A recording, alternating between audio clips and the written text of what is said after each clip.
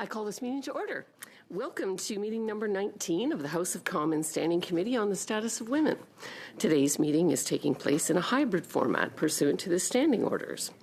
I'll make a few comments for the benefit of members and witnesses.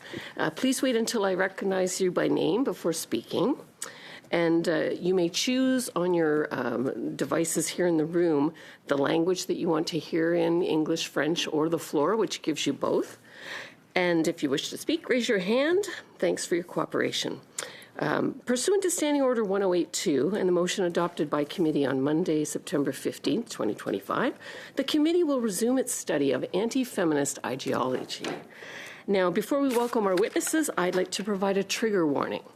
We'll be discussing experiences related to violence and femicides. This may be triggering to viewers with similar experiences, and if any participants feel distressed or need help, please advise the clerk.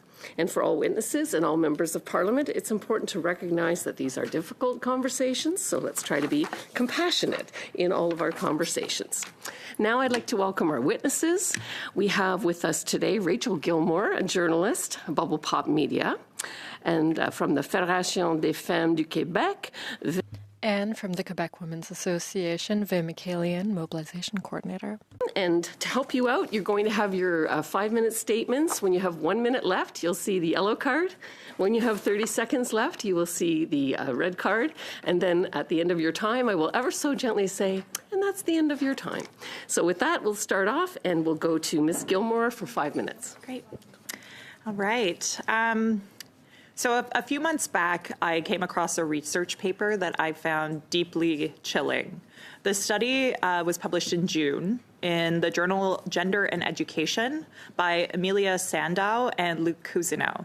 And it was titled, quote, "Trying to Talk White Male Teenagers Off the Alt-Right Ledge and Other Impacts of Masculinist Influencers on Teachers." The researchers used data collected from the teachers subreddit community on reddit.com to dig into how those users described the influences of a resurging misogyny on the jobs of teachers and in the classrooms. It turns out teachers are being bombarded with the rhetoric these kids are learning from the worst men on the internet. The researchers found that students are actively parroting male supremacist rhetorics at school, and that is serving to devalue women teachers and make classrooms less safe. They found that it influences gender dynamics in the classroom to the point that a male faculty member said the way his female colleagues are treated makes him wonder if they're, quote, teaching in the same school. The teachers faced degrading, awful comments from the boys in their class. A lot of it is terminology straight from the manosphere space, like boys calling all women and girls holes, and any boy who is kind to girls a simp. Beyond impacting the gender dynamics in their classrooms, the teachers also raised genuine safety concerns that arose because of the stuff these kids were consuming online. Here's what one teacher had to say about a student who had been influenced by manosphere influencer Andrew Tate. Quote, "I had a student write a paper in graphic detail about how SA victims, sexual assault victims, deserved it and all women were asking for it, and a lot of other extremely alarming sentiments. The paper topic was nowhere close to anything like this, but he wrote it anyway." The research went on to highlight different approaches the teachers had discussed for addressing this phenomenon, but it was clear that overall there was no consensus on what works. Beyond that, some administrators told teachers that approached them with concerns that boys will be boys.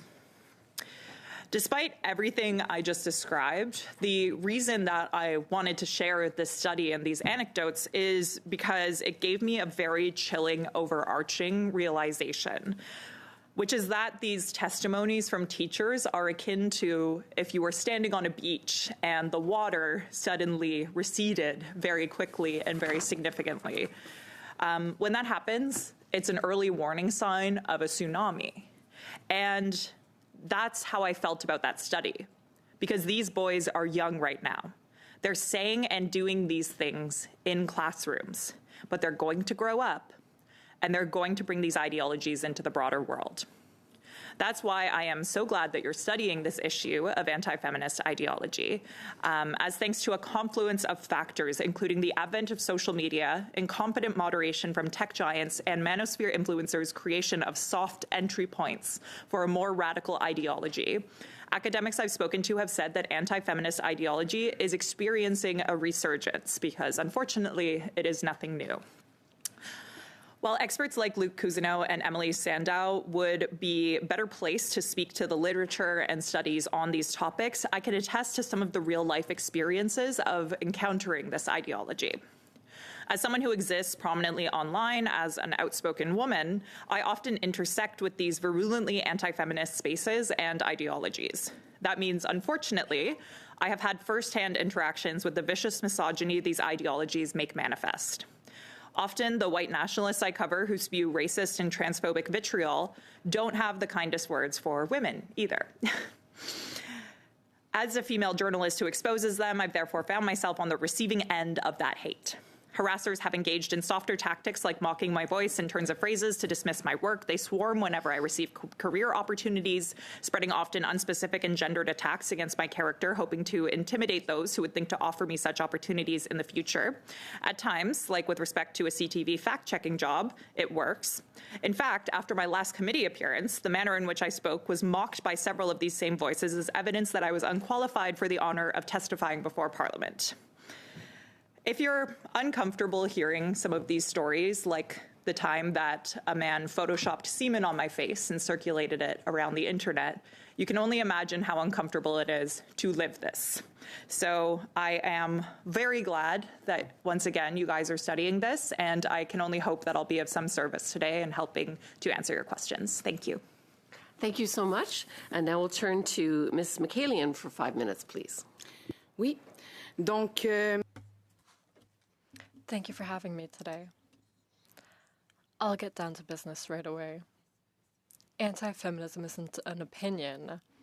It's not irritation faced with women's progress. It's one of the fastest growing extremist ideologies in the West, and it's a concrete threat to public security, social cohesion, and our democratic institutions. Research is very clear. A study on 28 million messages in the manosphere shows accelerated radicalization. In 10 years, the number of messages published in these communities more than doubled. Researchers have seen a considerable increase in violent words and attacks against women. In some incel communities, the proportion of messages that were openly hostile to men increased by more than 60% after 2016. The most violent communities grow the fastest. Users leave moderate spaces to join the most extreme groups. Radicalization is not an accident. It's the dominant trajectory of the manosphere. And these ideologies do not stay online. Since 2014, attacks committed in the name of incel ideology have caused at least 89 deaths, 15 in Canada. That makes our country the second most affected place in the world by ideological misogyny. One of the most serious recent examples was the 2018 Toronto mass murder. That wasn't an isolated incident. It's representative of a larger movement where hatred of women becomes an explicit motor of violence. We must take this seriously. These aren't isolated incidents. These assailants explicitly claim a structured ideology fed by online spaces where hatred against women is a political act. Research also shows that each interaction in the manosphere makes users more aggressive and more open to extremist discourse of all kinds. Hatred towards women isn't a trivial symptom. For many, it's the beginning of their radicalization. In parallel with this explicit radicalization, there's another worrying phenomenon. Anti-feminism is being normalized, and it's being expressed in an unabashed manner. Research show that it's more and more seen as reasonable or funny. We're talking about a crisis of masculinity. And we're calling feminist progress into question. In a context of generalized social malaise and economic crises, these ideas take root. Maybe they don't directly support violence, but they make them seem acceptable. Finally, it's key to acknowledge that there's also structural anti-feminism. Some public policy can disproportionately impact women, especially those who are racialized, Muslim, migrant, or living in a precarious situation. One example are the recent secularism laws that limit access to jobs for women who wear religious symbols and diminish their social and professional mobility. Think about Bill C-12. That has a direct impact on the safety and protection of migrant and asylum claimant women. When the state weakens the ability of some women to participate in society fully, it contributes to institutional anti-feminism. And that structural anti-feminism feeds violent ideology in turn. Discriminatory policies validate misogynist discourse, and those discourse justify those policies. So it's a vicious circle. The red flags are very clear, and it's going to be dangerous if we don't act now. Anti-feminism is an extremist ideology based on gender, and that weakens democracy because it questions the equality of the members of society and reduces women's participation in public life. Today, it's a gateway to forms of extremism that directly threaten national security. It increases other forms of hatred, and it's broadcast to the young faster than our preventative measures can reach them. We don't have the luxury of turning a blind eye. Thank you. Merci beaucoup, et nous allons commencer. Thank you, and now we'll start with Madame Vian for 6 minutes. Thank you for being here this afternoon. We're very happy to have you. This subject is close to our hearts. We're all horrified by what we're hearing and seeing regarding anti-feminism. Last year, over 100 women were killed in Canada last year. A woman is killed every 2 days in this country. It's very worrying. Ms. McCallion, you seem quite pessimistic regarding the situation. I know you're very worried about the situation.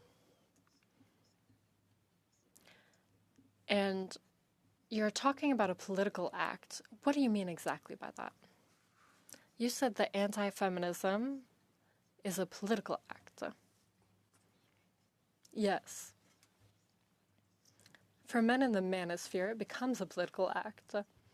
For them, they're exercising their democratic right to express themselves and being in society as an anti-feminist. It's a political identity.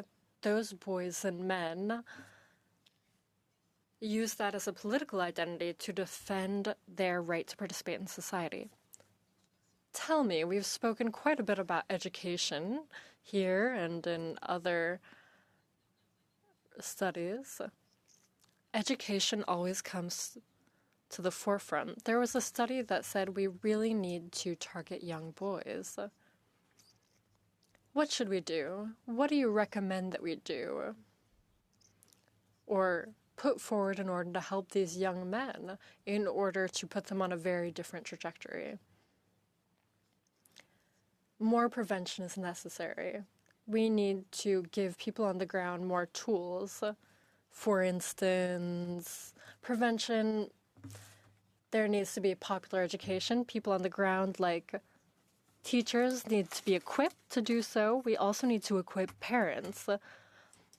Parents have a role in this situation, a duty. We have to ask parents to get interested in what their boys are doing, not just confront them, but get interested in the universe that they're in, because, you know, the manosphere is 2 clicks away in the algorithm, and we've completely lost control. Boys look at something on their telephone, on their phone, on weightlifting, and then it turns into anti-feminist content. So parents and adults really need to get involved in a real way in what those young boys are doing and what they're watching. I myself am overwhelmed by technology. I'm very comfortable with technology, and parents can have difficulty following it. We've heard from teachers, we've heard that teachers are totally overwhelmed by what's happening in classrooms. Yes, absolutely. There was a recent study that showed, and so they asked the question.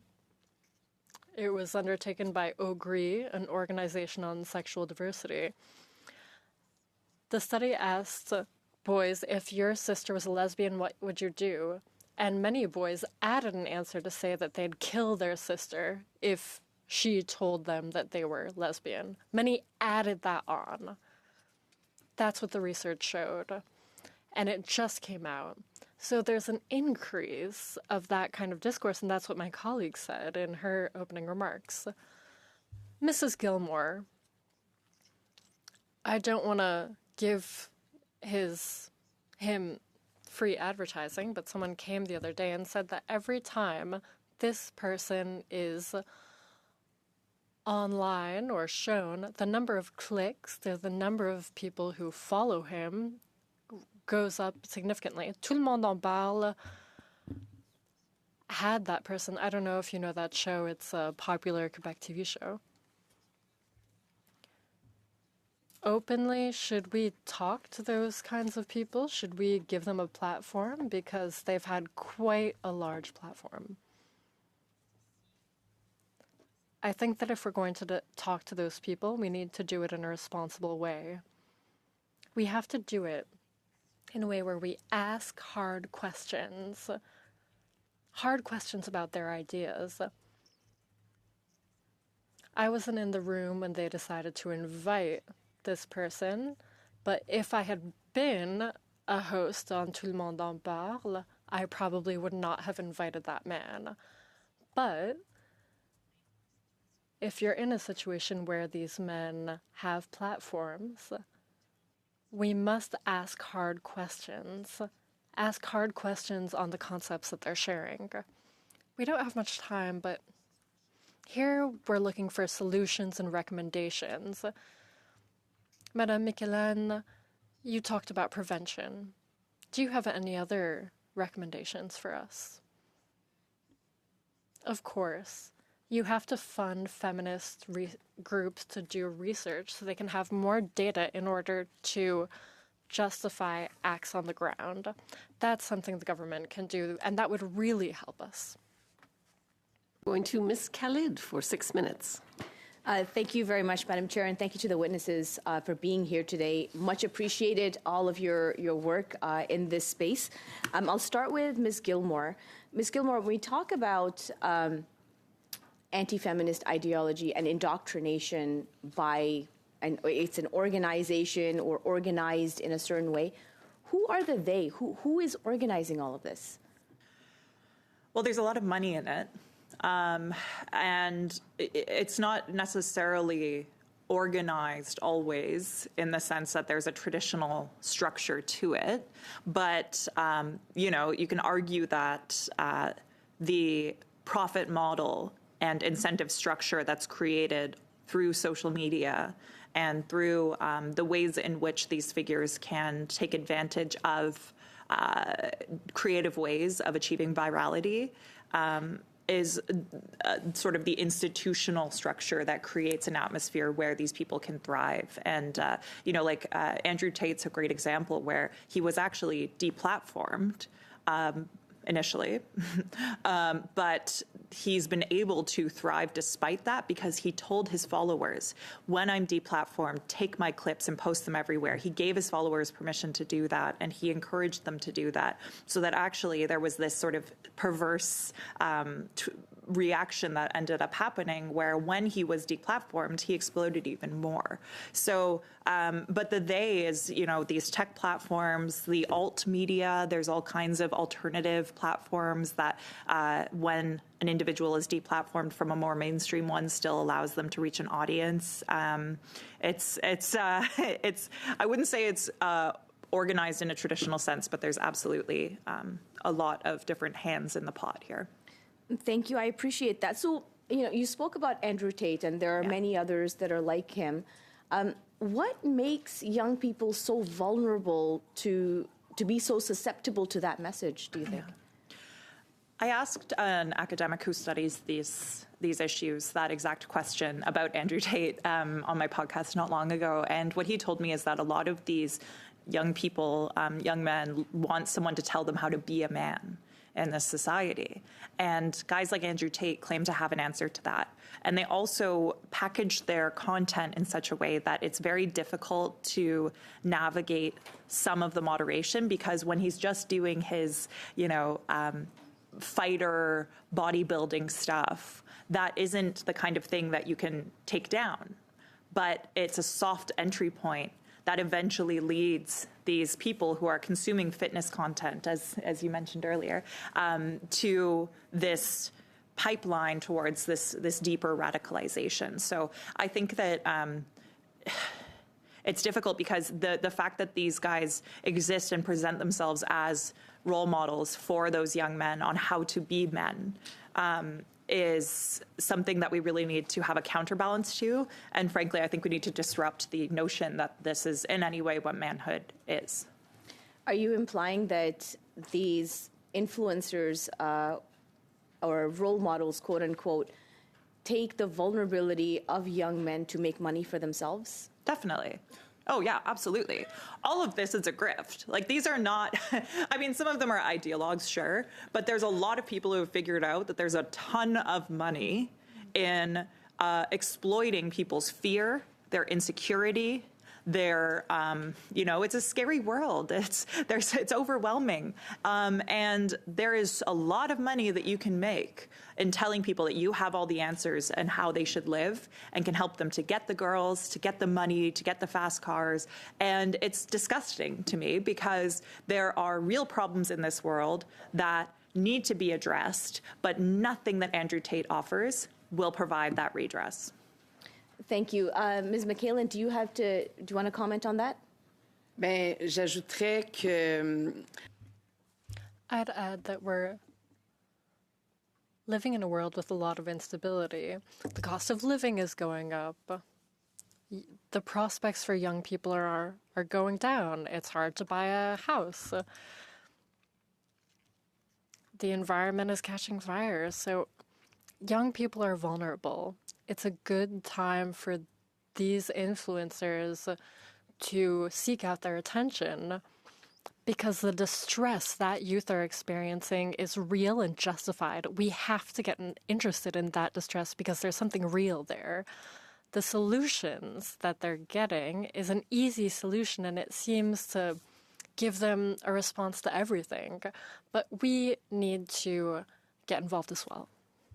So here's the dichotomy for me here, is that, over my entire life, I don't recall women being given the accommodation of saying, oh, these are the reasons why this young woman or this girl is feeling the way that she is, right?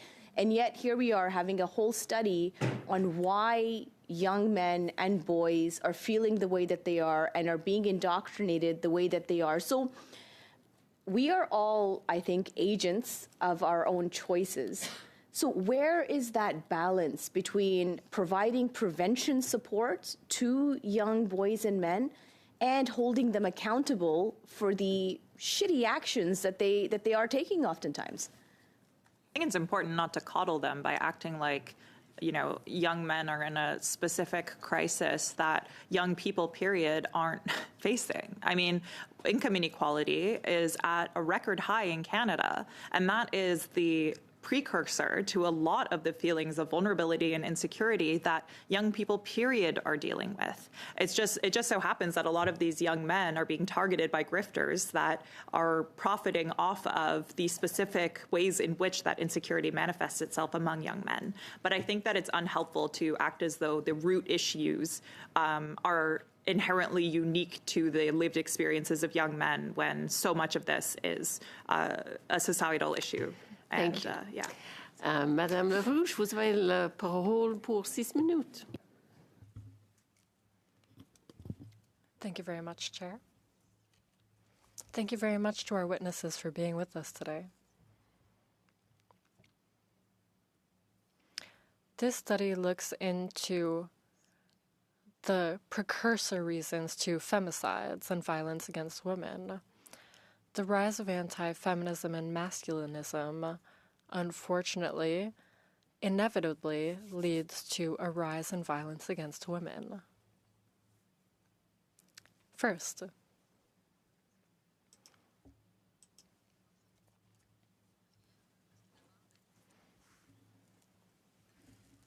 Madame Gilmore, you're a journalist. And maybe Madame Michaelian, maybe you'll have something to add.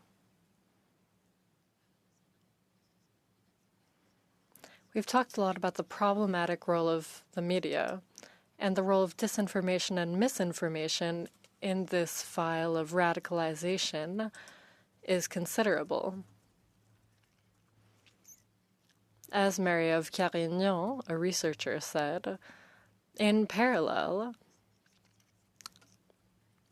if the media crisis means we'll lose a diversity of media voices, for instance, losing community media, private media. So there's a media crisis created by the GAFAM, so Google, Apple, Facebook, those big platforms. What's the link between having a diversity of media voices to avoid disinformation and misinformation, and what role can the federal government play? C'est essentiel. It is key to have a diversity of opinions and voices in media. It's especially key to have local journalism.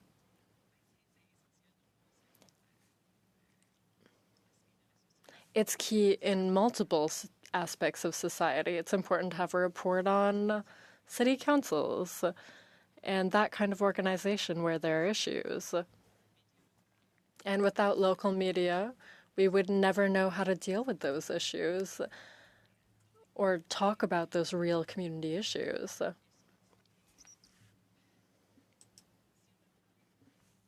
If we don't have the real facts on societal issues, people will look for someone to blame for their problems.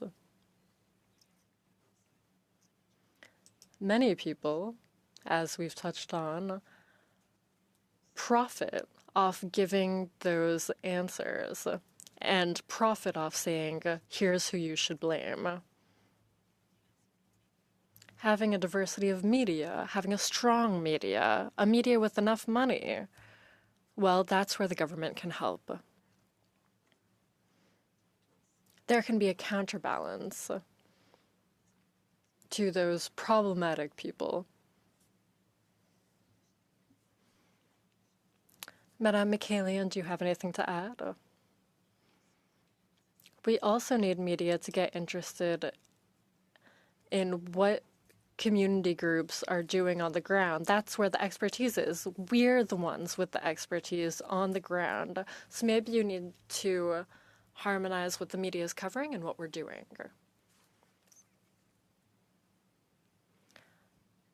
A few more questions for you, Madame Michaelian. Another researcher last week came to speak. His name was David Morin. There's a fine line between freedom of expression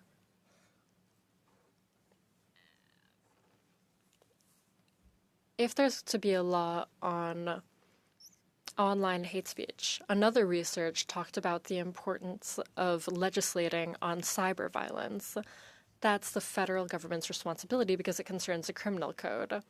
To what extent is it key to have tools for intervention when things go too far? Response. It's certainly important, and it's a great step forward that is putting that kind of law in place. However, if we keep always being in reaction instead of in prevention, we won't get out of this crisis. Violence will go up anyways. We can't put all those people in prison. We can't just arrest all those people. We have to do prevention. It's a continuum, that's what we've heard, and we have to work upstream. And we need more tools to send a strong message. There are limits.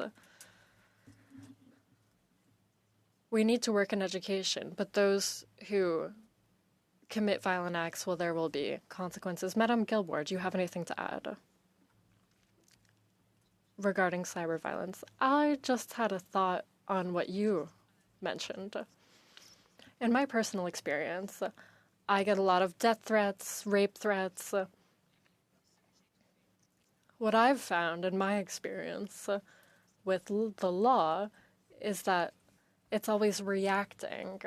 Even when there are threats, they don't do much when it's online. They say, oh, there are too many people online, it's too hard to investigate, we don't really have a solution. I just wanted to say that it's really important to be preventative instead of reactive regarding these issues, because I have to change my way to live every day. To our second round, and we'll go to Ms. Roberts for 5 minutes. Thank you, Madam Chair, and thank you for attending our meeting. Very interesting conversation. I have a question for both of you. With the rise of intimate partner violence up 76%, do you agree that the laws need to be tightened so that we can protect women? An incredibly vague question. Do you have specifics? Yeah. Well, I'll give you an example. We have a family that had a bond put against their daughter's partner, who was out on bail, not once, not twice, 3 times, and eventually killed her, shot her 4 times, once in the eye. My question is, how do we protect innocent women against men that instill violence? Do you not think that he should have been kept behind bars? I mean, sorry. I was just going to say that, so are you specifically asking about tightening bail laws? Yes. Is that specifically? Yes. Okay. Because in the context of bail laws, I think that while there are aspects of the bail system that need reform. The bail system, currently in Ontario, I don't have the figures handy in my head right now, but my understanding is that there are more legally innocent people currently incarcerated than there are who have gone through the justice system and been found guilty and been incarcerated. So I'm not sure that just putting more people in the carceral system in that respect is necessarily the answer, but there are a lot of people who are more qualified to speak to the aspects of, tightening the bail system or not than me. But I will say that the ways in which it's broken aren't necessarily going to be solved by just, arresting more people and putting more legally innocent people behind bars. Oui, puis encore une fois, c'est réactionnaire. Tu sais, je veux dire, on Once again, we're reacting after the fact, so we need to put things in place upstream so that doesn't happen. We also talk about coercive control. We need laws on coercive control. It must be recognized. The continuum of violence isn't just hitting people or murders. There's a whole pattern beforehand of economic, psychological violence. A woman won't even feel comfortable leaving her relationship, and she won't even feel comfortable seeking help from the authorities. We also know that the authorities often victimize women. Women don't feel comfortable. Women feel denigrated often by the justice system. So there are so many things to put in place upstream before getting to that extreme solution of putting more people behind bars. My concern is that we've studied IPV, and that the rates have gone up 76%. And I know that in my community, I've been approached by several parents who have lost children, women, to this violence. And I understand that we have to educate. We have to prevent. I get that, which is great. I have a son, I have a daughter, and I treat them both equally, and I've treated them that they need to treat everyone, irregardless, with respect. But you're going to get to the point where sometimes in our culture, it doesn't, for example, individuals coming from other cultures don't understand our laws, and they're not being able to protect themselves. We had a witness in here who came from a different culture where men have the opportunity to be the dominant individual. And unfortunately, her family felt that that was okay. The abuse was okay. We need to stop that. So you're talking about education. How do we educate women coming here? I work with a group in York Region where they try and educate them to the law so that they can be better protected. So if we don't educate them before they come here and terrorize our women, how are we going to protect them? I mean, there's plenty of men here who terrorize women. I'm not sure why we're specifically isolating. And I understand that. I'm not terrorizing our women. I'm not isolating it. Okay. I'm saying that it's something that has to start from the home, that we understand that I'm a mother, and I've always said to my son, you need to treat every individual with the respect that they deserve if you want that respect back. So if we can teach our men that women are just as important as men, then we have a better society. Then we have a more opportunity to be equal. Do you agree? L'affaire, c'est que, comme ma collègue disait... Here's the thing. As my colleague said, the problem doesn't repose upon one social group rather than the others. It's not that immigrant men are more violent than white men. We need to give women access to services. Immigrant women don't have access to services. They don't feel taken seriously in civil society. They feel rejected by civil society, and they don't feel comfortable seeking out the help that they need. So give them access to that help. Make it even easier for them to have access to that help and include them as much as possible in society. I think that's how we can protect women. C'est la fin de votre temps. That's the end of your time. Now, Madame Menard, you have the floor for 5 minutes. Thank you, Chair. Thank you to the witnesses. We value your time here. We've had many witnesses, and every witness has shed more light on the issue. Madam Gilmore, you're a journalist. You've worked for different media. Now you're an independent journalist. You're a visible media presence. Journalism is fact-based, and it is a way to protect our democracy. The fact that you're a woman journalist who works with facts, you're exposed to violence online. What impact can that have on the rest of society? Women and girls are harassed every day online. When you have such a big following, what can that show in terms of a dynamic? I think I'll respond in English. Yeah, I mean, I worry constantly about the impact that seeing the vitriol that I face has on young women who are watching and following my journalism. It is one of the things that makes me the most sad, because I never want anyone, I want to inspire young women. I don't want them to see what I'm going through and think, oh, you know what, I couldn't live with that. I couldn't do that. And I'm not going to sit here and pretend that it's easy. I've had to change how I live my life. There's things that I cannot do that I used to do. Comme quoi? Like I'm when I have friends over, I tell them that they can't take any photos that show out of my windows. I'm very cautious about sharing live locations when I'm moving around. I used to go out dancing sometimes, maybe have a couple drinks. Now I'm usually in bed early and rarely have more than 2 drinks just because I'm afraid of being in any way out of control in public, lest one of my harassers or the men who have threatened me show up in person.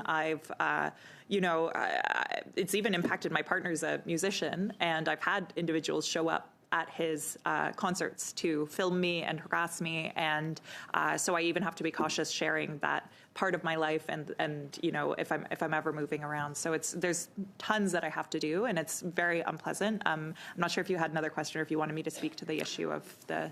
En fait, l'expérience que vous racontez. The experience you're describing at the moment can lead us to believe that that can dissuade young women from pursuing a career as a journalist or expressing themselves in public space. Yeah, it's like there are going to be young women who see my experience and choose not to go into the profession that I am in, which breaks my heart. And I think it's why people do this. I think it's why I deal with the harassment I deal with, in part because people want there to be fewer voices that aren't straight white men in journalism. And, I tick most of those privilege boxes in general, but it's just, I do think that there is a desire to silence people doing journalism in the way that I'm doing it, and the fact that I'm an outspoken young woman and, well, youngish. And, I just think that it's devastating to think of that. And that's why I also try to project strength and show that this isn't stopping me, and that if they ever choose to go into journalism, that there is a whole community of women who will have their back. But there are a lot of men trying to make it scary. Mesdames, ma prochaine question s'adresse.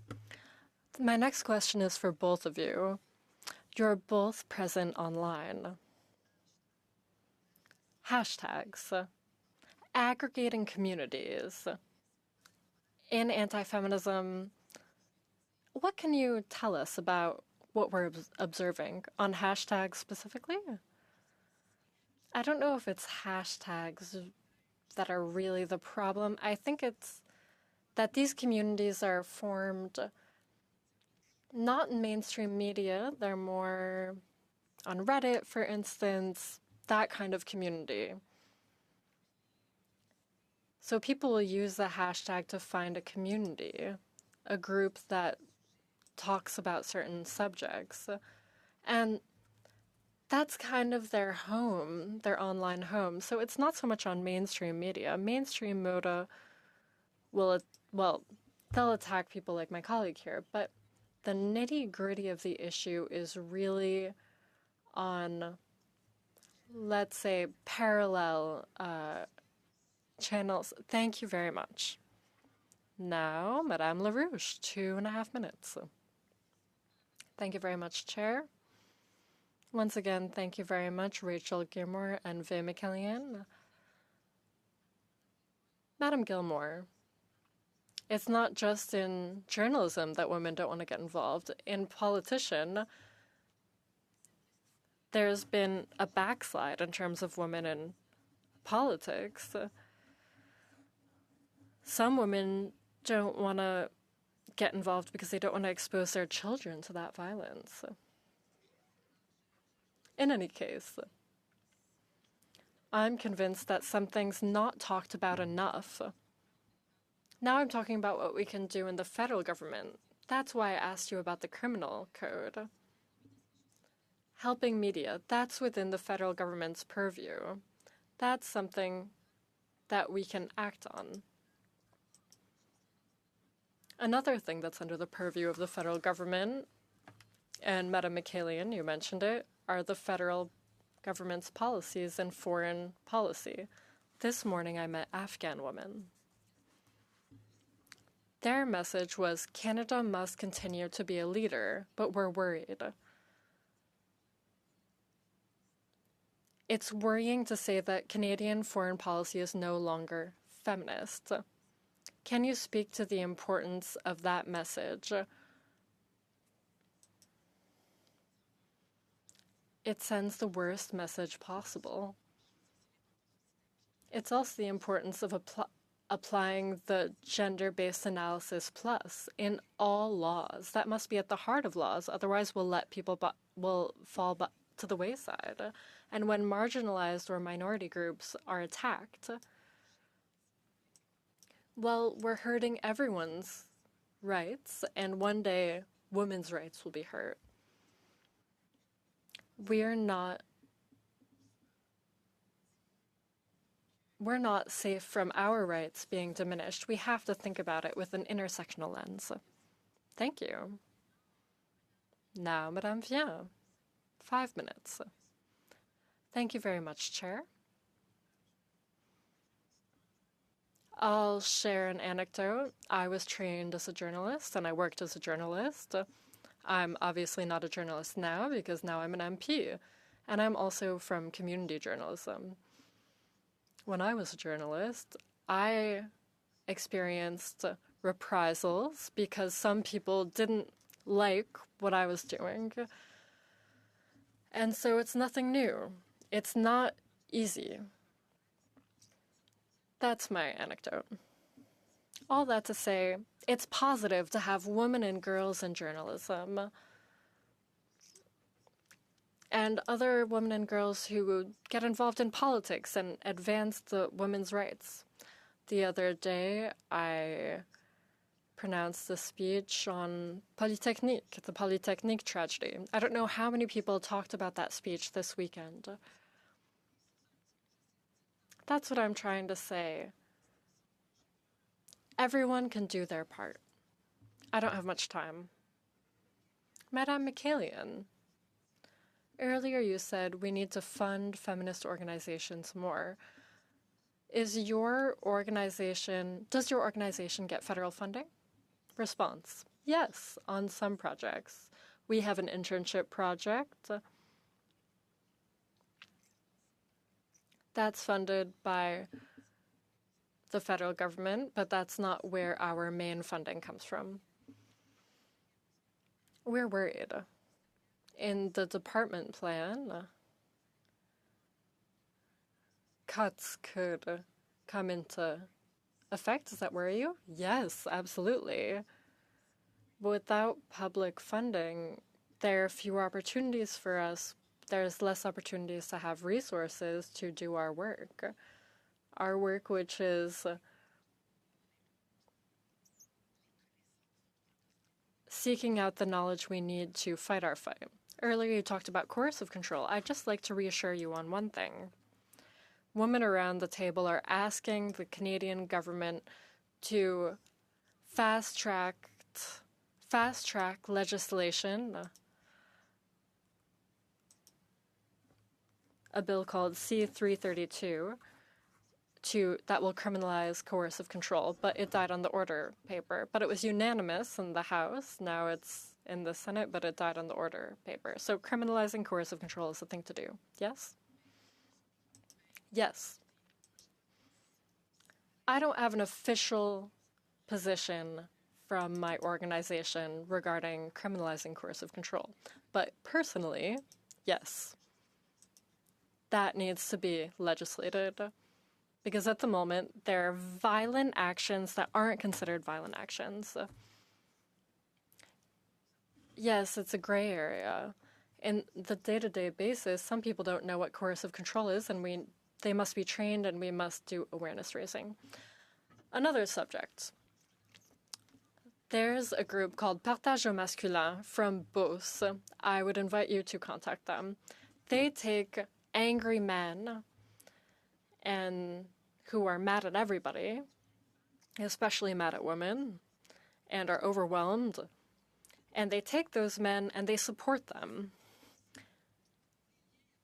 They also have links with women's groups in order to put women and men together so they learn to have a dialogue and respect each other. At your organization, is that something that you can do since you're a strong organization in Quebec? Is that something that you've developed or thought of? Working with men groups? I'll admit no, and sometimes I wonder, they do it in Beauce in any case for several years, I see, but sometimes it comes to me, I think of the amount of resources we need to put in place just so a woman isn't murdered. No, that's not something we do, but it's certainly a complex issue that needs to be attacked from multiple angles, including prevention, and that could be part of it. Men being feminists is always good. I'd like to hear you talk more about the fact that the state weakens women's involvement in public space. Could you speak to that? For instance, when we prevent women, why does the state prevent women from participating in public? Well, we're preventing women from teaching because they wear the veil. Well, that's a way of preventing them from fully participating in civil society. So now we're going to go to Ms. Nathan for the last 5 minutes of this panel. Thank you, Madam Chair, through you. Thank you, both of you, for being here and able to share your personal experiences as well. I wanted to ask V, is that how you say your name? Okay, Ms. McKinnon. We've observed political leaders deliberately targeting new immigrants, especially Muslim women. And also we've seen political leaders specifically targeting queer communities or particularly trans people by claiming they have only recognized two genders. Can you explain the implications of these messages? Who are they trying to appeal to and why they might be using this approach? And is it working, or what other communities are affected by it, especially young women? Donc, juste m'assurer que j'ai...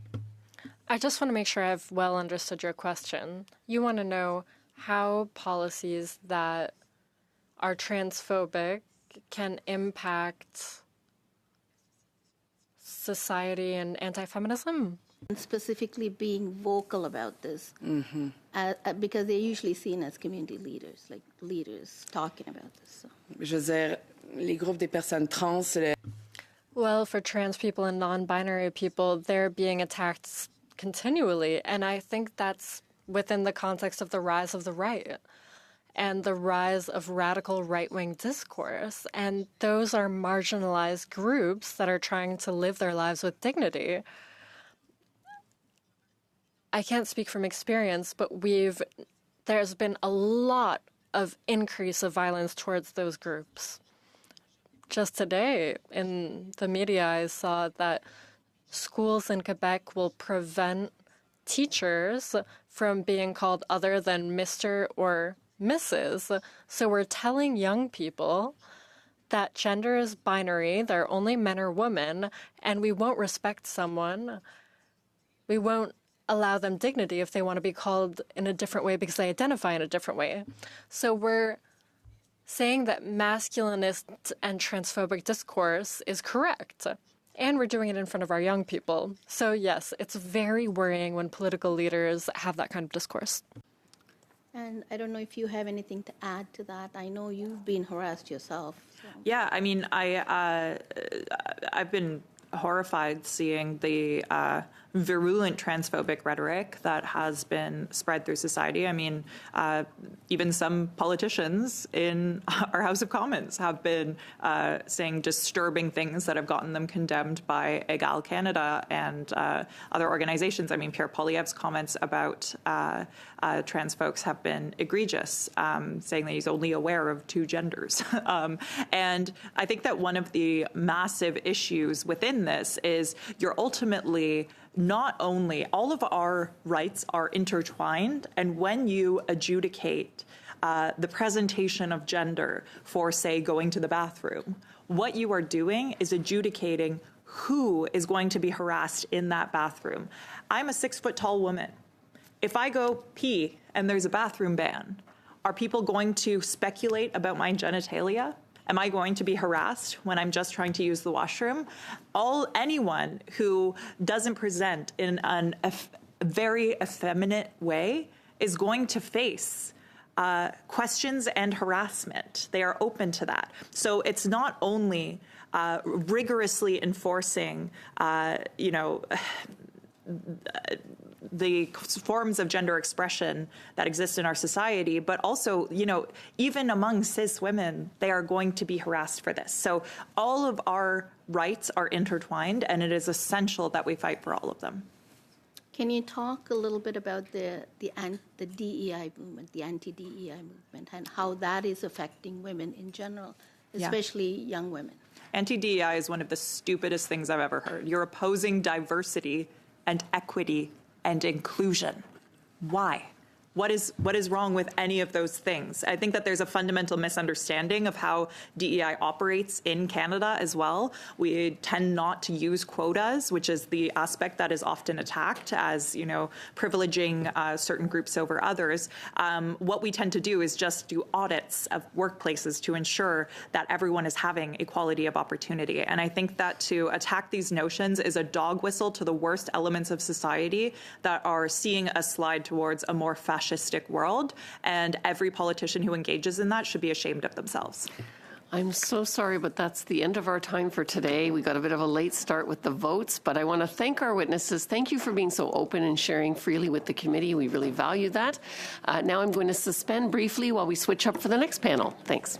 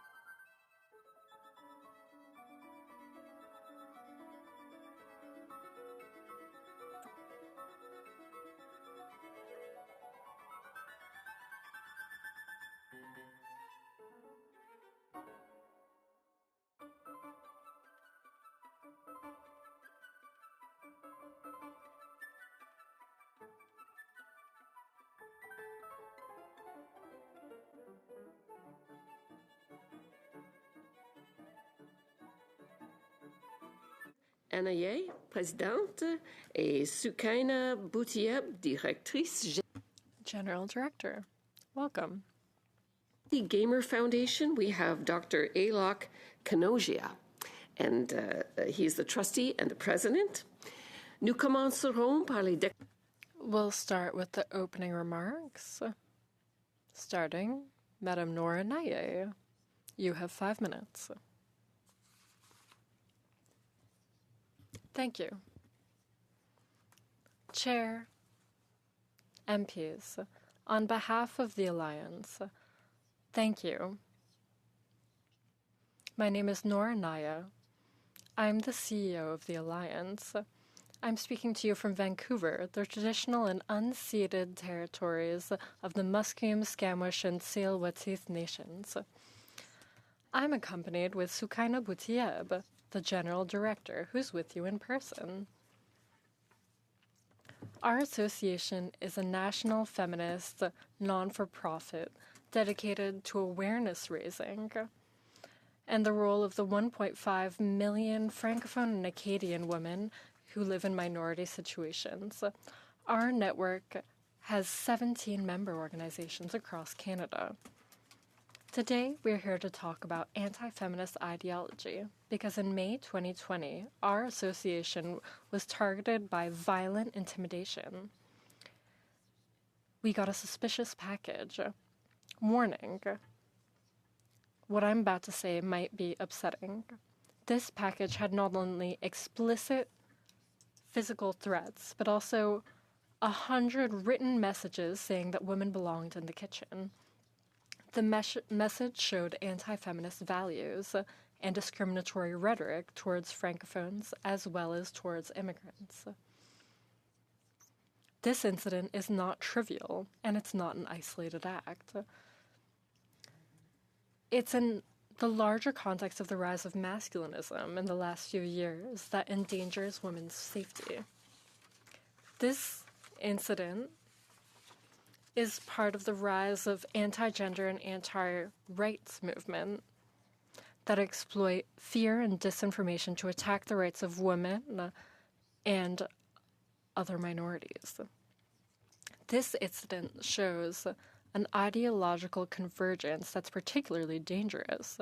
Francophone women are attacked not only because they defend gender equality, but also because they have a minority linguistic identity.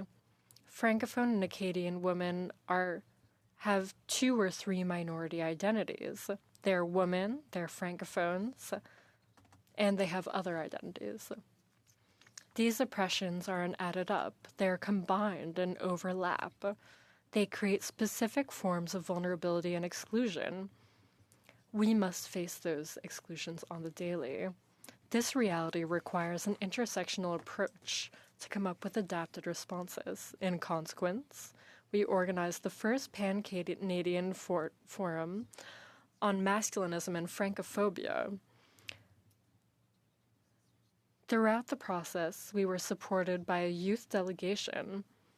They played an important role. The recommendations that we will submit came out of this forum, and they propose concrete actions to fight against anti-feminism.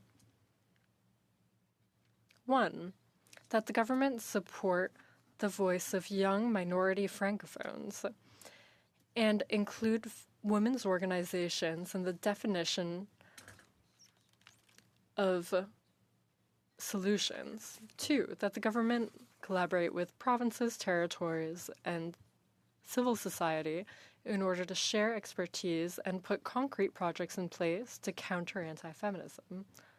3, that the government increase training for professionals on anti-feminist ideology. 4, that the government encourage the funding of research and discrimination and the overlap of language and gender. 5, that the federal government require a comparative GBA plus analysis with specific examination of minority language communities and make sure the results are accessible. 6, that the government adopt legislative measures to regulate and condemn hate speech, as well as violent and discriminating acts towards women and gender-diverse individuals, while recognizing the specific experience of minority francophones. Last, 7, that the government ensure mission funding for francophone Acadian women organizations in order to meet their needs and alleviate the impacts of anti-feminism. Thank you. Our General Director will be there to respond to your questions. Merci beaucoup. Thank you very much. Going to go to our second witness, Dr. Kanogia, and you have 5 minutes. Thank you, Madam Chair and members of the committee for inviting me to speak today. My name is Dr. Alok Kanogia. I'm a psychiatrist and trustee of the Healthy Gamer Foundation, which is dedicated to research and advocacy around the mental health needs of the digital generation. Much of our work centers on understanding how online environments shape emotional development, motivation, and well-being, especially for young people. I've spent the last 5 years working directly with young men involved in incel, black pill, red pill, and other online subcultures. What I'd like to offer today are not just clinical observations, but human stories. Patterns I've seen repeat across thousands of individuals who end up in these communities and what they mean for policymaking. Most of the young men I work with do not begin with anti-feminist ideology. They begin with loneliness, shame, and a sense of falling behind their peers. A typical pathway looks something like this. A young man feels isolated. He experiences repeated rejection or humiliation, sometimes romantic, sometimes academic, sometimes familial. He turns to the internet for support because he has nowhere else to go. Online spaces provide simple explanations for complex situations, and those explanations slowly harden into ideology. The core psychological start is with hopelessness and transforms into hatred. And communities built around hopelessness naturally drift towards extremism because shared suffering becomes fused with shared resentment. Online spaces amplify these vulnerabilities in several ways. Algorithms surface more extreme content because extreme content keeps people engaged. Isolation becomes reinforced. Young men who feel socially inadequate compare themselves to curated, idealized lives online. Anonymous forums reward cynicism, pessimism, and anger. And vulnerable young men are told, your failure is predetermined, your genetics define you, and the world is rigged, usually against you. This is the psychological backbone of the black pill. The toxic manosphere algorithms are successful because they are validating and empathic for men's experiences. Most men are not taken seriously when they complain. Most men do not perceive that their issues are being taken seriously. Manosphere influencers will be empathic by saying, yes, you are right. The world is rigged against you. No one will come to help you. Survival is up to you, and you can't count on anyone. And frequently, they will offer a way to become an alpha, to no longer be a loser. Across nearly all cases, I see 5 recurring themes. Social deprivation, characterized by lack of friendships, mentorship, or meaningful community. Emotional illiteracy. These young men were never taught how to process rejection, shame, or grief. Trauma histories, oftentimes bullying, childhood emotional neglect and attachment issues. Unmet mental health needs, including depression, anxiety, ADHD, and autism spectrum conditions, are disproportionately common. And a loss of purpose, academic or career stagnation that creates identity collapse. When these needs go unaddressed, ideology becomes a coping mechanism. The encouraging news is that many of these young men do improve, and they do leave these communities once they have alternatives. What we found works is building agency, helping them take small, achievable steps that contradict the narrative of hopelessness, teaching emotional skills, especially around rejection, resilience, and self-worth, creating offline community, mentorship, peer support in structured social environments, focusing on mental health treatment, addressing underlying conditions that contribute to their despair, and positive identity pathways, helping them see value in themselves beyond dating or status hierarchies. These interventions are far more effective than shame, punishment, or moral confrontation. When we offer belonging, dignity, and purpose, ideology loses its grip. I respectfully suggest 3 evidence-based approaches. Invest in preventive mental health supports for young men, especially those dealing with loneliness, school disengagement, or neurodevelopmental conditions. Second, promote digital literacy and emotional literacy curricula in schools, teaching youth how to interpret online spaces, regulate emotions, and navigate rejection. And third, support community-level programs, peer programs, mentorship networks, skills-building groups, and spaces where isolated young men can reconnect with society in healthy ways. Young men who feel included do not become radicalized. Young men who feel valued do not seek refuge in hopeless communities. And young men who have purpose do not turn to anti-feminist ideology for identity. These individuals are not born villains. They are young people in pain who found the wrong kind of community at the right time. And if we address their underlying suffering, not just their ideology, we can meaningfully reduce harm, improve mental health outcomes, and create a more inclusive and resilient society. Thank you very much, and I look forward to your questions. Thank you very much. And now we're going to go into our first round of questions. We'll start with Ms. Roberts for 6 minutes.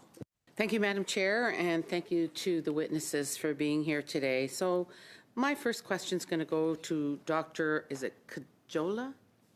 Kanogia. Kanogia. I apologize. That's okay. Having raised a son, sometimes as parents, we have a hard time seeing the problems that our children are experiencing. From your clinical experience, how does this loneliness make them more susceptible to joining misogynistic and extremist online communities? So I think the loneliness is an important risk factor because in these online communities, that's where they find connections. So you'll have, if I'm someone, let's say I'm a high school student, and I feel socially isolated, what I can do is turn to the internet where there's millions and millions of people who feel similarly socially isolated. And so we all sort of form bonds through an experience of shared social isolation, which I know is kind of like almost a little bit contradictory, but that's kind of how it works. So one of the reasons I was interested in listening to you is when you speak about men and you speak about boys, and I think it's important at a young age that we encourage them. You mentioned bullying, you mentioned numerous things that could kind of deter them from understanding. And I went through an experience, my own personal experience with my son after losing my husband at a very young age. He was bullied and he was criticized. Mm-hmm. But the thing that really alarmed me was his female teacher was the one that was criticizing him. And so when we addressed the issue, the concern was that this particular individual had had a bad day. So we had to sit my son down, and I sat down with a psychiatrist and said, it was one of those experiences that you have to understand, sometimes people do have a bad day. But when you're talking to a young man, that's how they form their thought process of women. How do you turn that around? I think it's more interaction. So the scenario you described is incredibly common. So I would say in about 75% of people who have kind of gone down the manosphere ideology rabbit hole, each of them I've talked to will have a very seminal, hurtful experience, oftentimes with a woman. And then the problem is that as they start to isolate, there's a well-studied phenomenon called online drift, which is just a simple radicalization of any sort of belief system when you spend online. So these people will sort of start to socially isolate, and then they don't have additional experiences with women that are neutral or positive. That's what's so damaging about it. And all they do is they're surrounded by internet forums where people are sharing very similar experiences. So they have a very, very poor selection bias in terms of what kind of information and interactions they have. Thank you for that. And I know that my time is limited, so I do appreciate that. I just want to put it on notice, Madam Chair, that I know on Wednesday we will be discussing it in committee, that given that human trafficking in Canada has skyrocketed, with total police reporting incidents of human trafficking increasing by 72.7% between 15 and 23, and 93% of victims of police-reported human trafficking were women and girls, the committee undertake a study of no less than four meetings to examine the rise of human trafficking of women, girls for sexual exploitation, prevention, measures, and tools and resources available to law enforcement supporting the survivors, and the effectiveness of awareness campaigns, education, programs, and community partnership. And the following witnesses be invited to appear for no less than 1 hour each. Gary thank you. Minister of Public Safety, thank you for that. Richie Valdez, Minister of Women and Gender Equality. Rudy Zahota, Secretary of State Combating Crime, and that the committee also receive evidence from other witnesses deemed appropriate by the committee. At the conclusion of the study, the committee will prepare a comprehensive report with their findings and recommendation and request a government response pursuant to Standing Order 109. I do want to say that when I originally provided this motion in both languages, that the numbers have increased since to 84.24%. So that number is a little outdated, but it's on a rise. Thank you. The motion is in order, and we will talk about it on Wednesday. Thank you. Because we're with our witnesses, and you have 1 minute left to question. Thank you. Okay, so I want to go back to Dr. K. You just call me Kanoji. Dr. K. Oh, Dr. K. Oh, I like that. Dr. K. I like that. So, I mean, I was very fortunate and blessed with the fact that I had my opportunity in those days. My son was very young. And one of the things that I found a little appalling was the fact that, you know, when you sit down with that type of an experience, and sometimes they become so indoctrinated that it becomes a pattern and they allow this abuse to continue. How do you stop that? The pattern of abuse by who? By women. Whom? By women. By women towards men? Yeah. So I think just, I'm not sure exactly how you did it, but I think a strong advocate is a big part of that. And I think another big part of that is simply paying attention. So I think not allowing our preconceived notions to influence the person who's sitting in front of us. Thank you. Now we'll go to Madame Menard for 6 minutes. Merci à l'ensemble des témoins. Thank you to all our witnesses today. Dr. Kanojian, I'll start with you. You seem encouraged. You seem to encourage deconstructing these communities. Is it utopian to think we can deconstruct these online communities? Because they seem to really be amplified in these online communities. Is it too hard if we get a few communities offline when a lot of things have already happened? What's your perspective on that? Can we get into online space to interact with these players? Yeah, so is it utopian? Maybe a touch. But I also think it's quite effective. So I think there's a lot of progress we can make. And so that's a lot of the work that we do. And one of the things that has shocked me is how little effort is required, if done the right way, to make a big change. So the reason that I'm here today and the work that the Healthy Gamer Foundation does is I started streaming on the internet. I started making YouTube videos around mental health, and the response we've received is very positive. So I think when we're talking about the core problem being isolation, that then drives these people to coalesce, and then once they coalesce, then they radicalize. There's no contrary perspectives. So we had a period of time in our community where we're watched by both men and women. So we had this influx of incels into our community. And one of the most shocking things, it was very challenging for a little while, and there's some evidence-based techniques we need to use. But one of the really shocking things was when an incel hears the experience of a woman and how isolating that can be, how lonely women can be, that everything isn't automatically easier for women.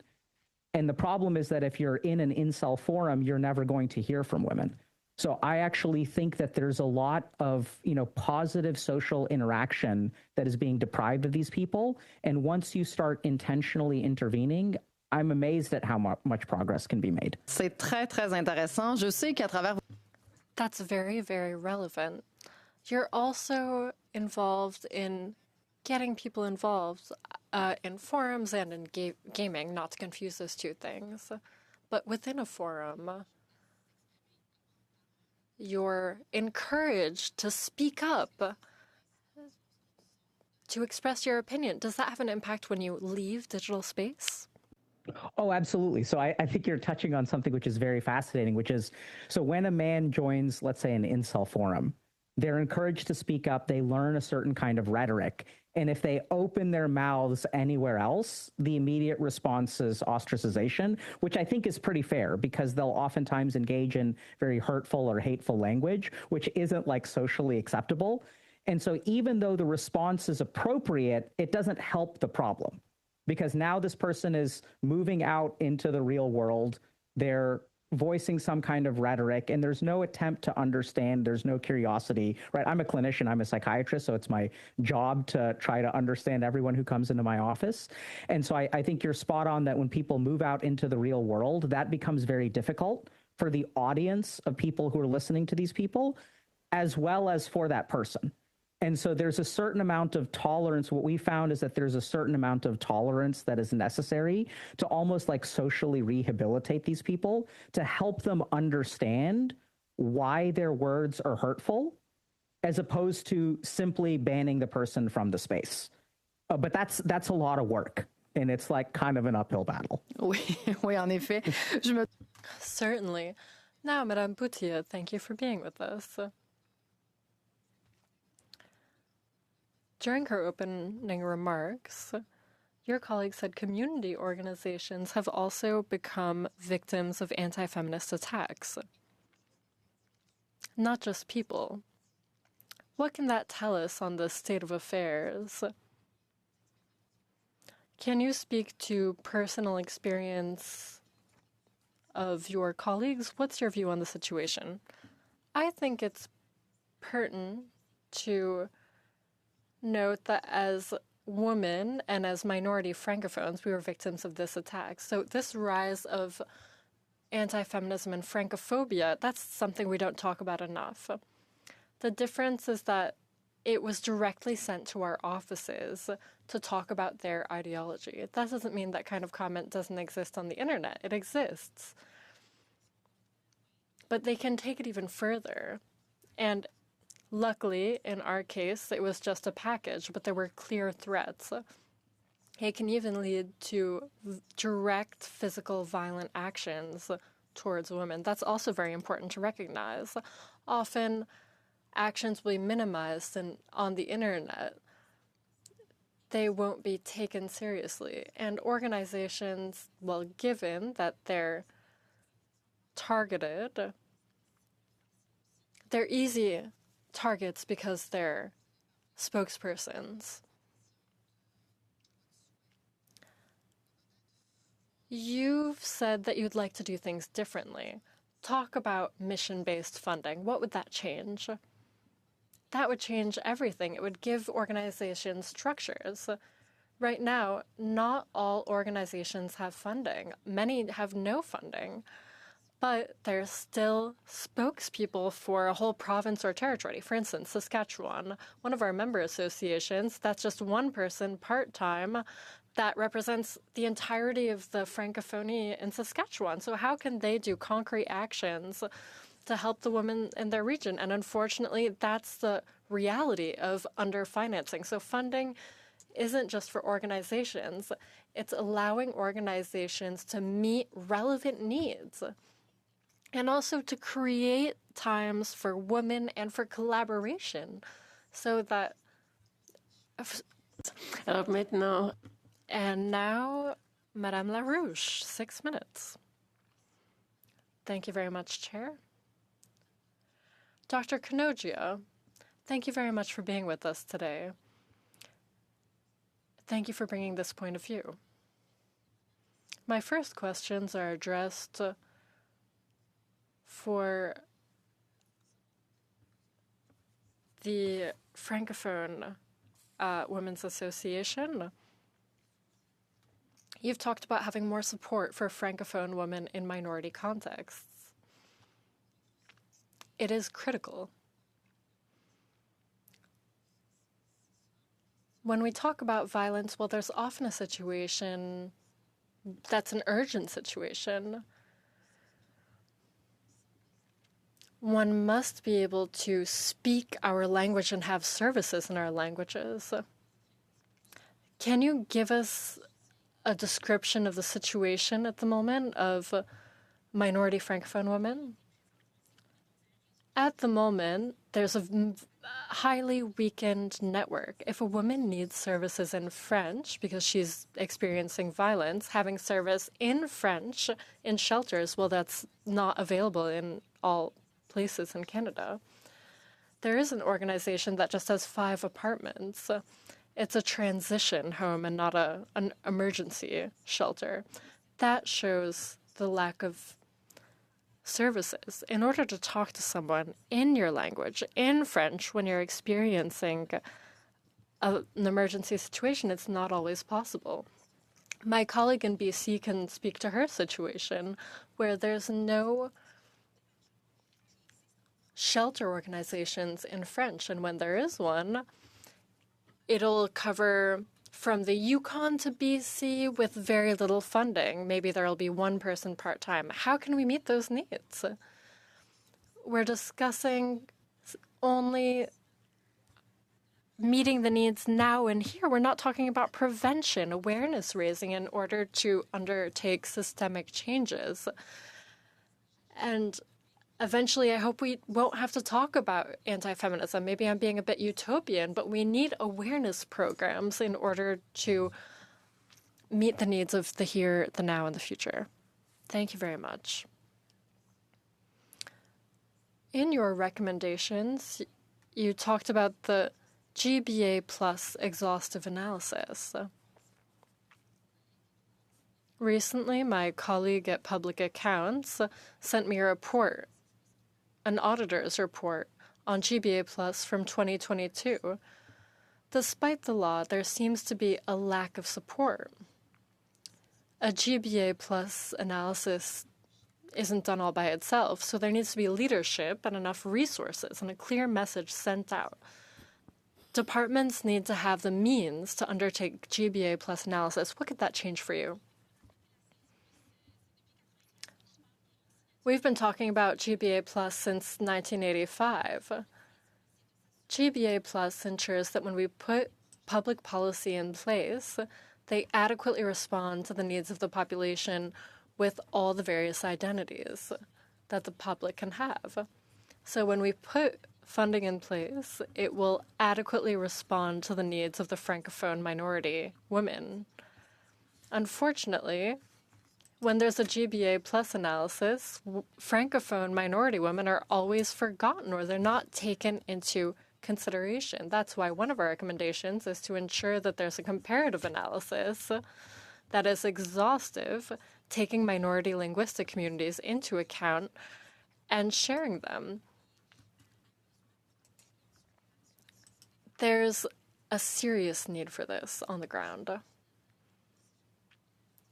Nor, would you like to add anything? I can see that you're nodding. Yes, as my colleague said. Once again, when we talk about GBA Plus and services in 2025, this should already be in place, and we're repeating things that ought to be automatically applied.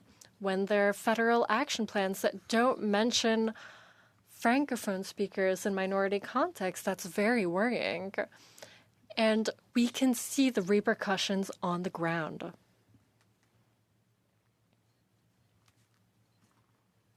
This is a question for both of you. We also heard from researchers from the University of Sherbrooke.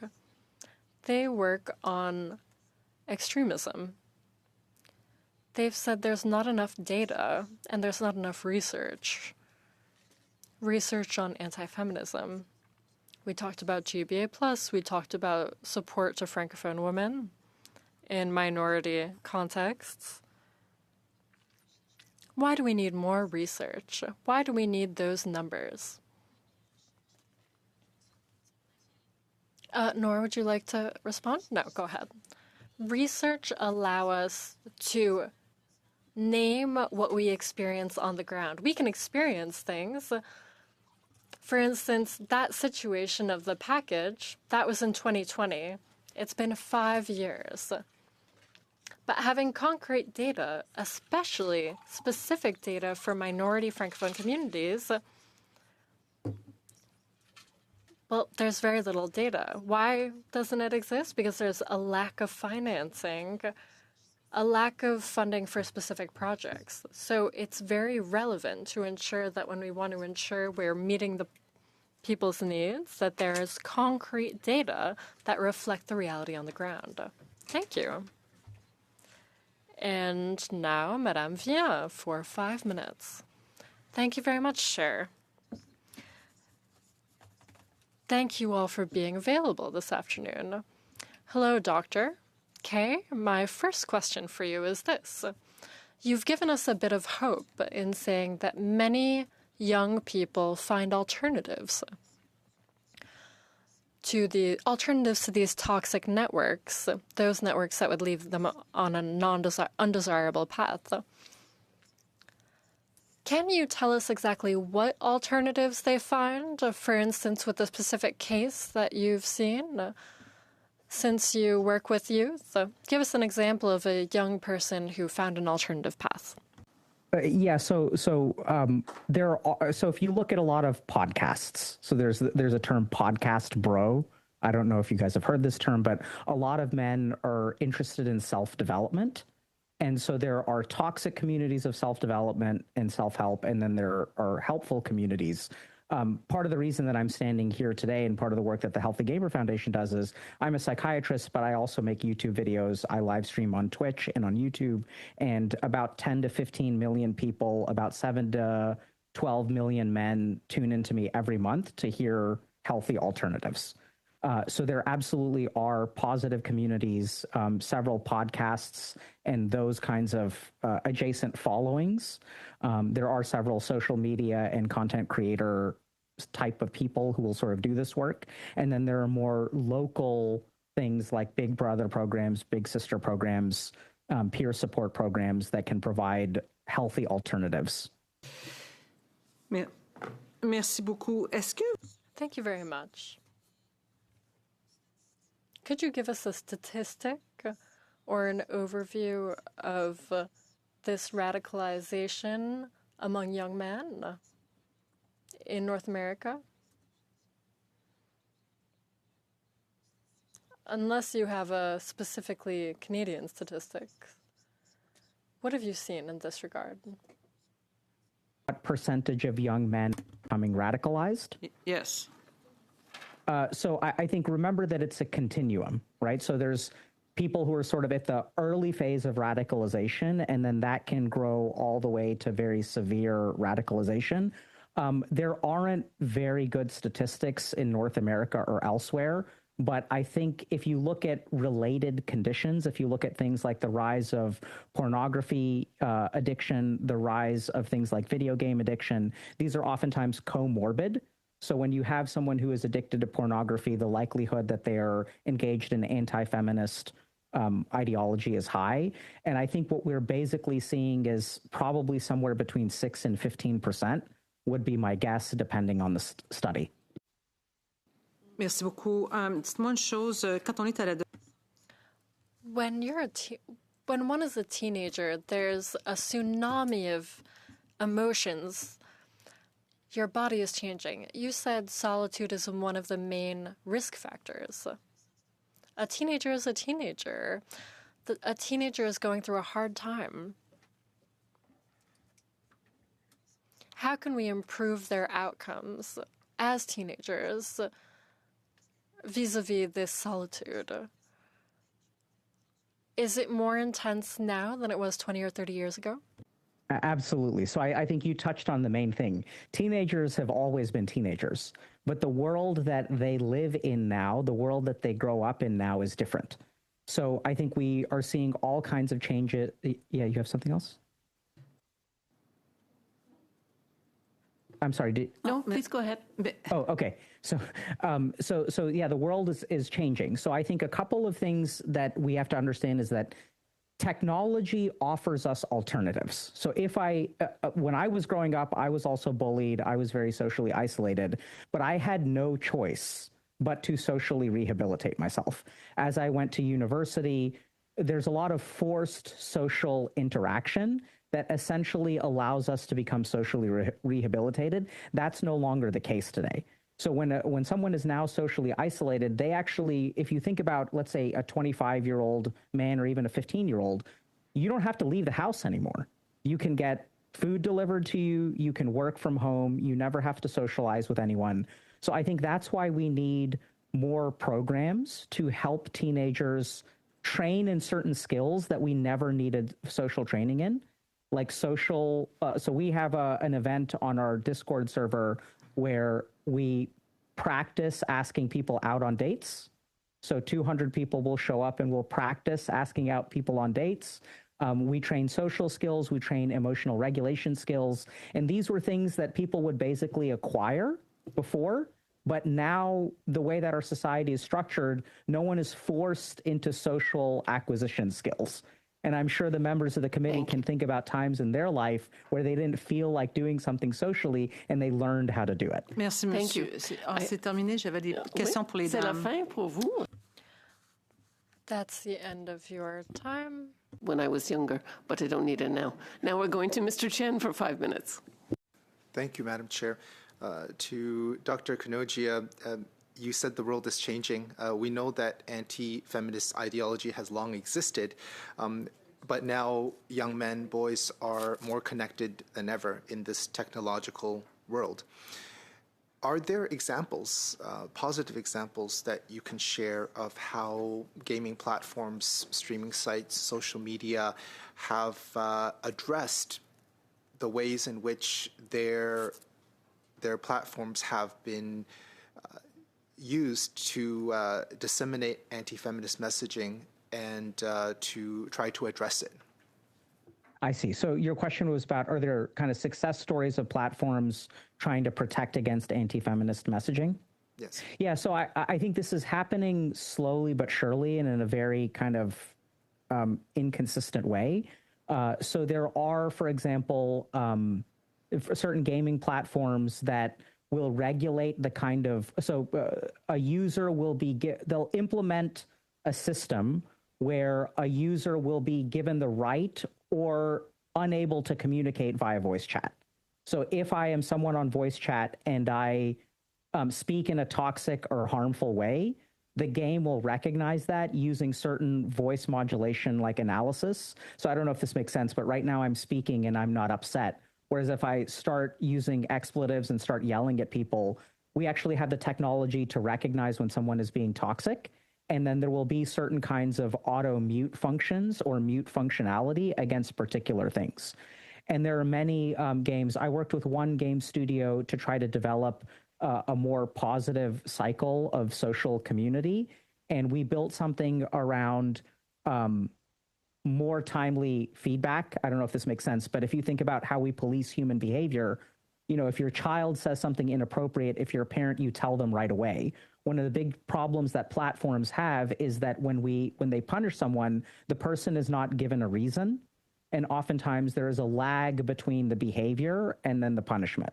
So if I say something and then a week later I get banned from a platform, there's no way of me knowing what I did wrong or what the right corrective action is. So there are absolutely platforms that are moving in this direction.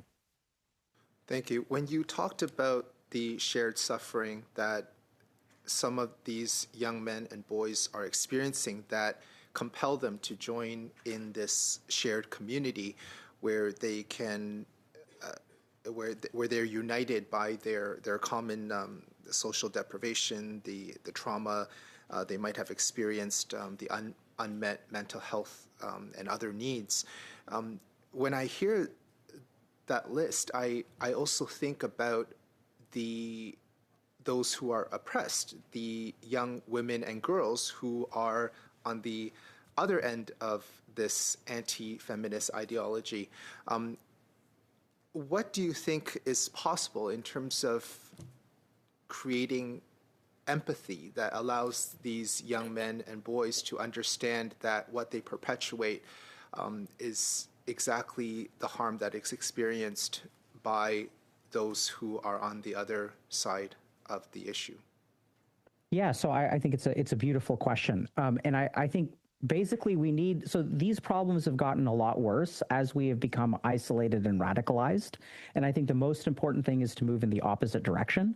So to try to create situations where people can have contrary viewpoints, I mean, not contrary viewpoints, people can have a greater exposure to different people's lives.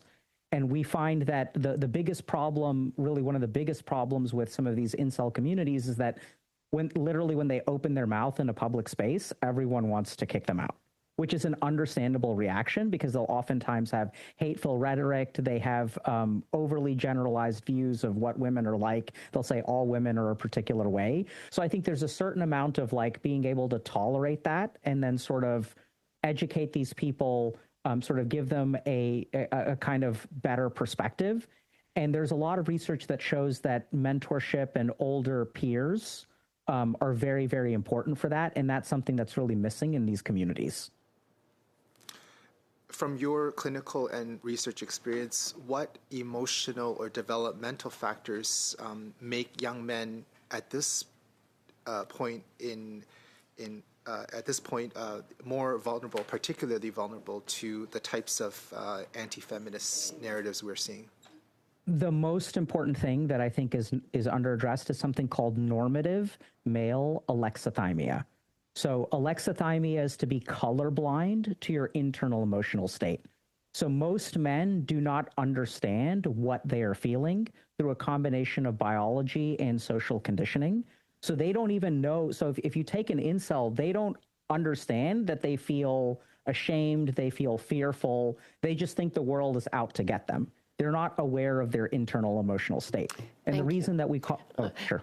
And I just would remind all of our witnesses, if you don't get a chance to say everything you want to say, please submit anything else that you want to the clerk. The committee is very happy to do that. But my job then is to move it along. Madame Larouche, 2 minutes et demie. Miss. Thank you very much, Chair.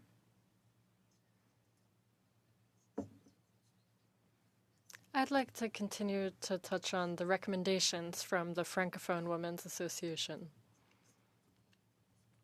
You also spoke to legislative measures in one of your recommendations. Many of our witnesses have spoke to the importance of tools related to online threats, cyber violence, be they researchers or victims. Victims also tell us that they don't have legislative tools. When you speak about more legislative tools, notably a law that would say there are limits to what you can say online and then decide on a time when you can intervene. One of the recommendations we highlight is that there are two levels. One, there's making sure that those with anti-feminist rhetoric takes their responsibility for it. You also have to consider that that speech has concrete impacts on people's lives. At another level, there's making platforms take their responsibilities, platforms that allow for that kind of rhetoric, for perpetuating that kind of rhetoric, and thanks to algorithms, amplify that kind of rhetoric. They're also responsible, and they must take their responsibility to reduce their impact. Do you have anything to add, Nora? Yes. Yes. With women's intersectionality, there are situations where it gets worse. For instance, what's happening politically. Comments I get as a veiled Muslim woman, that's changed. So when platforms don't put limits in place, there are just no limits to what people say. And sometimes it feels like it follows you into your home. It affects you personally. Our kids, our family, it goes further and further when... Ms. Roberts for 5 minutes. Thank you, Madam Chair, and thank you again to the witnesses for being here. So I have a question for the Alliance of the Feminine, the Francophone. Did I say that right? I'm getting there. I'm learning French, you know. So you spoke about awareness, you spoke about education, and you spoke about supporting minority women. So I participate with an organization in my community that supports women that come from other countries. How do we educate them to the laws of our land so that they understand what their rights are? How do you do that without having that male interference? C'est une très bonne question, puis la question de connaître ses droits. It's very important for women to know their rights. All women, be they here, be they newcomers, or be they here for multiple generations, not all women know their rights. That's why it's important to work closely with the organizations to ensure they can put projects in place to raise awareness among women regarding their rights and in their language. In this context, Francophone women are very diverse. They're women from different cultures. Women have different identities. And what they have in common is French. That's why it's really important to make sure that projects be in place in French to adequately meet Francophone communities' needs in minority situations. You say that maybe it would be something that the government should look at implementing those rules in immigration policies, because I know a lot of new immigrants that I've been involved with have no clue of their rights. Would you say that that should be something that's addressed prior to them applying for the immigration? Because I know that there, you know, certain cultures have a male-dominated situation, and women aren't aware that in the West we have the same rights. Oui, c'est souvent ça le défi aussi, hein? C'est que souvent on nous dit qu'on est... That's often the challenge. In Canada, we're in an egalitarian society, but having to talk about anti-feminism shows that there's still a lot of work to do within our society. To get back to the question, excellent question, it's key to make sure everyone knows their rights, make sure that people know their rights, that people are aware of their rights, to make sure that there's no barrier, linguistic, economic, or other barrier, especially regarding women. So everyone should know their rights. Dr. Kay, I'm going to ask you the same question. Do you work with new immigrants and explain that the laws here in the West are somewhat different, and how the respect for women in Canada might be different than, say, a different country or a different part of the world that they come from? So I wouldn't say that I work with immigrants as a class, but I absolutely have several patients and have worked with many people who are immigrants, who I do have to educate on all manner of things, including, you know, equality between genders, as well as various aspects of sexual health, which oftentimes they're not educated in. So I sort of run into it, but it's not something that I do as like a class-based intervention. And if I could... I see Miss Enia has her hand up. Yeah, no, I was okay? just going to... thank you. Very good. Thank you. Noor, go ahead. Noor, could you please... Same, thank you. I was just going to jump in to say culturally adapted. I worked with refugees before, and the thing that I can tell you that does not work is when we have the same language for everyone, saying here in Canada, this is how we do it, this is how you have to do it. We have to adapt the language to the population we're working with. So first of all, men don't feel visés. Les hommes ne se sentent pas visés, c'était la première chose. So that men don't feel attacked. When men feel attacked, we say, no, we're talking to you so your family is in a good situation. It's a way of knowing how to give that message. So, and you know, like, it's interesting because when I speak to these women, they're amazed that Canada has such rights and privileges, and it gives me the feeling that they weren't aware of that. So when they get educated, there's always a friction between them and their spouse because that's not the world that they came from. So how do we protect them, and how do we ensure? Listen, it's not against the men, it's not against the women. How do we? Sorry, that's the end of your time. So it's a great question, and I would say to the witnesses, if you do want to send something to the clerk on that, great. We're going to go to our final round. 5 minutes to Ms. Khalid. Thank you very much, Madam Chair. And just following up on what Ms. Roberts had to say, I don't think that it's a community or an immigrant issue. We've been dealing with gender-based violence all across the world, including in Canada. It doesn't matter what the color of your skin is. It doesn't matter how old you are, how educated you are. When women are treated violently, when they are killed, when they are abused, it has nothing to do with where they come from and how they adapt to laws that may or may not exist in any specific country in the world. So, sorry, I just had to add that piece because, you know, as a colored woman, I have to say that it is not all. It's not just specific newcomer communities that deal with this. It is everybody that deals with this all across the world. One interesting thing that Dr.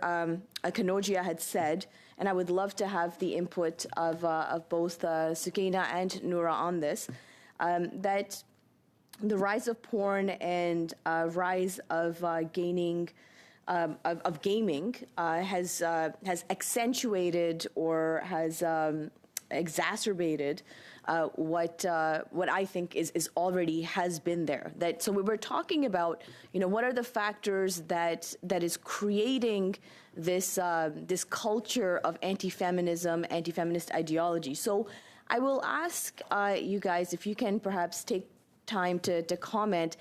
When, you know, initially in fashion magazines, as women's bodies were being objectified, there was a certain standard that women had to fit to, how their eyebrows looked like, what shape their bodies were, what clothes were the best clothes to wear, what color of skin was the best color of skin. How did we deal with the mental health challenges that women were going through at that time, whether it was anorexia nervosa or bulimia? And what lessons can we apply from the awareness campaigns that came out of that to support women and girls to how we're now trying to support men and boys? Noura, if you want to start, and then we'll go to Sukaina. Thank you.